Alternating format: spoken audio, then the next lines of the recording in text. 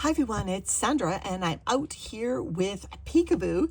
Last time I fed some flowers in this area, did a video on the worm science of using flowers in your worm bin. Today, I'm going to try another experiment. I'm going to take these compost rolls that I made up the other day and froze them. I'm going to see if I can use these as a meal in the box, total meal replacement for worms, and use them as a baiting operation. And I'm going to actually show you the before and after. So I'm going to do the before now, and then at the end of this video, you'll see when I come back to say, can you use these compost rolls as a baiting operation for a worm bin? So let's get into the old feeding zone, see if this bin is ready to harvest, and then I'll bait them up with these compost rolls. Now, the compost rolls I made contain food scraps that had pulverized eggshell in it, and then I just rolled it in newspaper. Now, I did actually just the other day put half a moldy avocado here. The springtails are into it. Look at that. You know, sometimes you just get an avocado that you open it up and you go, yuck. So the worms aren't into it yet, but the primary decomposers, the springtails, are into it, and the worms will soon make an avocado out of that. All right, so this is the end. It's just an old Starbucks wrapper. This is the end that I want to pull out. So if I do, see these big chunky bits, I'm just going to throw them into the other end, because I will feed in that end with my compost rolls as well. So I know this is still really chunky. I should probably sift, but I've waited quite a while. Why I've delayed harvesting these bins is I had so many worm castings still from our move, and I'm finally getting, there's another Starbucks wrapper, finally getting to the point that my worm casting tub is diminishing. There's an avocado pit. And it's hollow. So all of these bigger chunk materials, they, quite honestly, when I harvest this bin, these big chunk materials will go into my harvested worm castings, and I can show you, I'll put an inset of what my harvested worm casting bin looks like today before I add this, and you don't see any large chunk material in it. By the time I use these in containers and around my shrubs and trees, anything that is left over will be consumed by worms that are left behind, as well as the microbes and the moisture in the material itself. So yeah, well, I'm trying to pull out some of these bigger bits, like this Amazon mailer string. Woo, and on it goes. That might not be cotton. I'm not hugely worried about it. That's those geranium stems that have been in there quite a while, actually. That is something blue. Normally when you see something that's a strange color, oh, that's an alive pill bug. I think he's shedding his skin, his exoskeleton. That's why half his exoskeleton is that unnatural blue.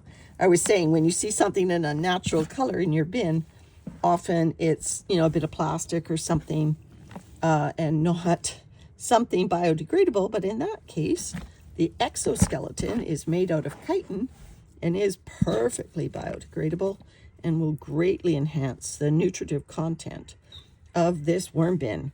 All right, because I don't want to mix up, this mostly finished end with the feeding end, I'm going to put back a covering on top here, so that we can turn over this flower end, see how the flowers did, and then try the bait operation with those compost rolls. So let me just go grab a piece of newspaper or something to cover up this end. That newspaper wasn't intact. That was on top, so I found this old takeout container that is a good barrier, so I can turn over these big bits onto this and not mix them into the end that I'm going to be pulling out after, well, if my baiting operation is successful.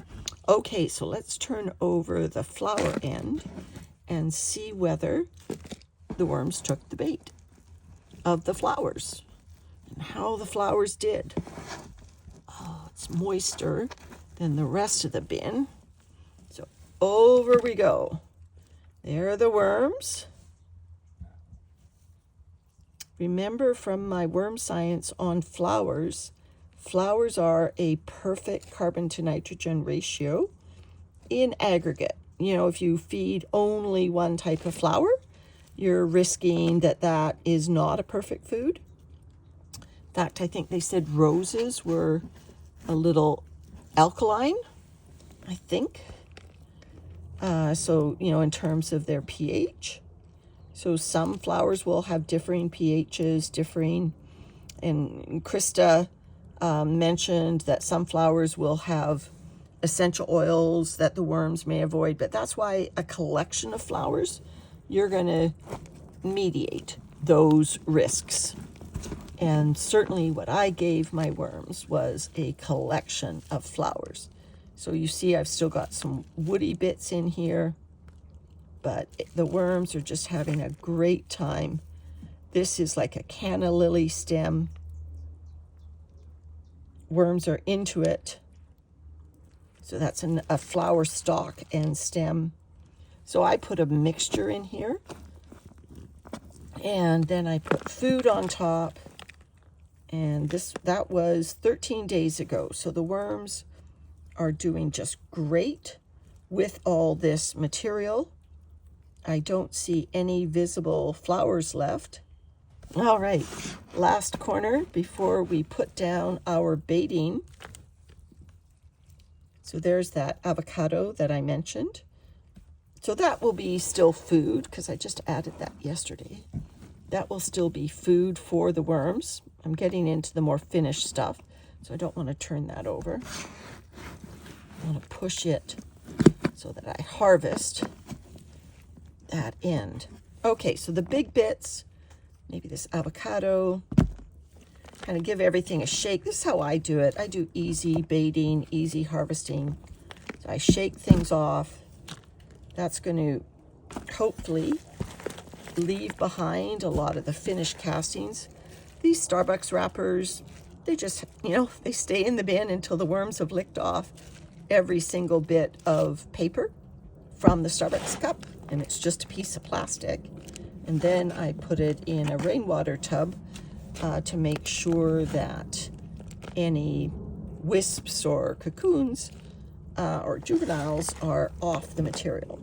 So you'll see just by giving things a gentle shake, I'm leaving behind a lot of this more finished material that next week, or usually a baiting operation, I think I'll leave it a week.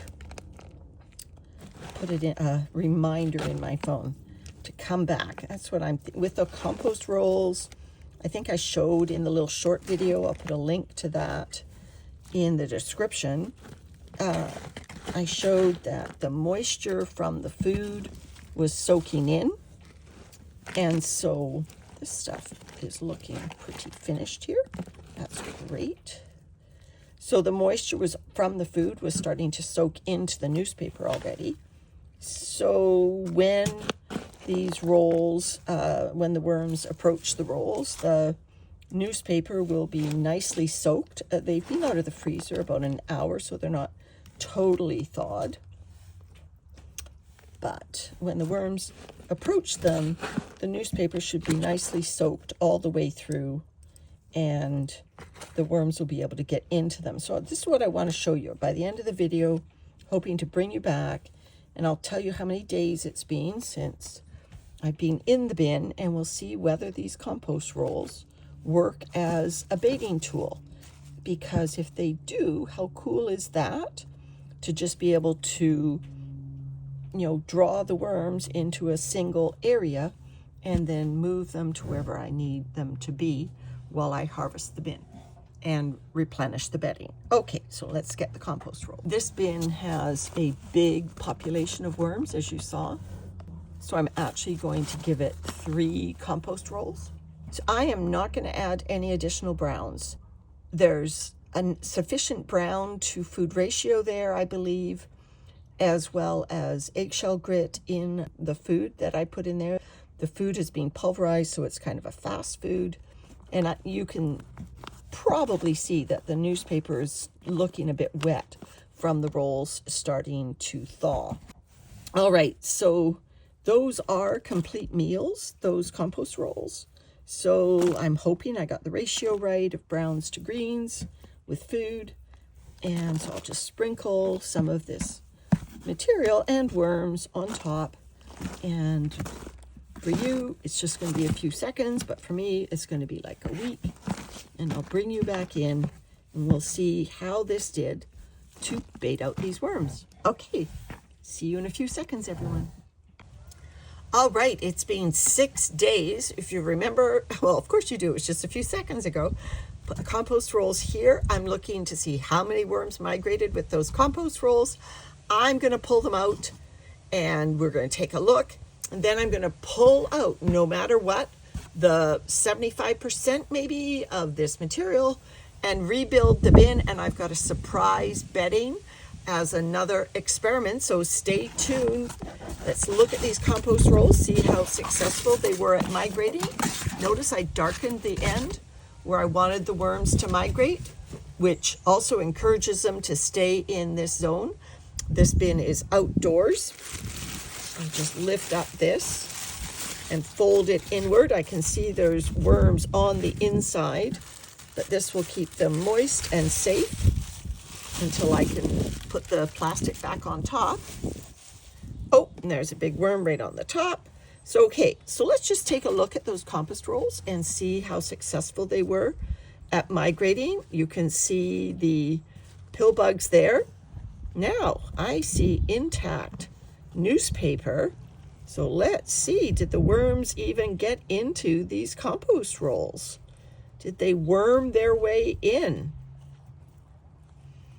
If not, I'm going to have some hungry worms. I put a hole in the newspaper there. That wasn't as a result of the bin action. I see worms on the inner leaves of the newspaper. Yeah, worms are all through here. So look at that. So yeah, there is still food in here, but the worms are definitely in it and happy and chubby. Look at that. Okay, so like I said, regardless of what I found, I'm going to be pulling this other end material out. So this is now my migration zone. Notice that I always start pulling from the far corners because worms will respond to the activity of my hand, the vibration, and they will start hightailing it to the other end. So any errant worms that are in this zone still will be making their way. Obviously the big ones, the juveniles, will be caught up in these handfuls. I'm probably going to have to hand sort or sift the vermicompost that I pull from here. And oh, there's a cocoon. So I'll leave it in the bin. Okay, so now let's pull out this zone. See the chunky bits that I pulled out just casually as I went through. And let's open up those compost rolls and see how they all did. Now there is food in here, as you see. There are worms in here. Look at the two I found. Oh, and Landon, yeah. Landon's at finding more worms. So let's pull them out of each compost roll and put them loosely along the bottom. Now you notice I've got newspaper wrapped around here, so that's another easy carbon source. So I haven't been relying on wood chips, which is such a slow carbon. But yeah, they haven't got into this food. And look at these must be my Vancouver Island worms. Because yeah, they are not red wigglers. Look how pale they are. They are muscular worms, those Vancouver Island worms, so maybe they are better at worming their way through the thick layers of newsprint. Can definitely see some red wigglers on the outside. Let's see what's inside this one. Yeah, that's a pumpkin seed. That's definitely a Vancouver Island worm. Great. Those worms are called Arcturostrotus, Vancouverensis. Yeah, there they are, but there's a red wiggler in with them. So yeah, these compost rolls in 6 days, despite, our warmish fall temperatures outside and, relatively, I would say, high humidity of this bin. The newspaper was too thick. It was 2 layers deep when I started to roll. And so the newspaper was too thick to start getting holes in it so that the worms could get into the food more directly. So this is a good lesson for me. And if you decide to use compost rolls as a baiting operation, look at the worms underneath. They knew something was in this area. Yeah, lots of worms in this bin. But they couldn't get into the food. They will be able to get into it now. It's a good lesson that if you're using compost rolls for baiting, maybe don't make the newspaper quite as thick. It was 2 layers and then I rolled, so it became multiple layers thick. Maybe just 1 layer and roll quickly because, like I said, the moisture from the food was already permeating the newspaper. I thought it would continue to moisten the newspaper and the newspaper would just dissolve. I'm surprised. Okay, so I've spread my worm population over the bottom. They'll be able to go under there and eat up that food. So now my mystery and experimental bedding. Mostly flowers, some leaves, but mostly flowers from our fall garden. We shredded some of the flowers in the lawnmower.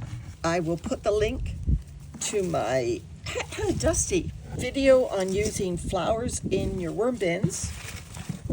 Apparently, this, as long as I get the moisture right, is a perfect carbon to nitrogen ratio. So you can read about my worm science video on using flowers in your worm bins. I'll put the link in the description. I'll also put the link about carbon to nitrogen ratios in the description. I've got that level of newsprint with the food underneath, and then a lot of these are minced up fuchsias. Now there's a little bit of grass clipping in here because of Landon mowed it up over a freshly cut lawn, but it obviously went down a tiny bit and got a little bit of extra grass clippings. Normally I don't use grass clippings. They are very high nitrogen, but I'm not worried about this bin heating up. I'm not going to do a tight seal on it, just in case there's some off-gassing. But I'll keep an eye on the moisture and I'll bring you back and we'll see. Does flower waste make a good, perfect carbon to nitrogen ratio worm bin? These leaves obviously are going to be longer term. They need some more moisture to start breaking down. But I'm really excited for Peekaboo here. I'll put the plastic back on. It's not a tight fit. There's a worm on the surface, but they'll be able to find their way down. It's not a tight fit.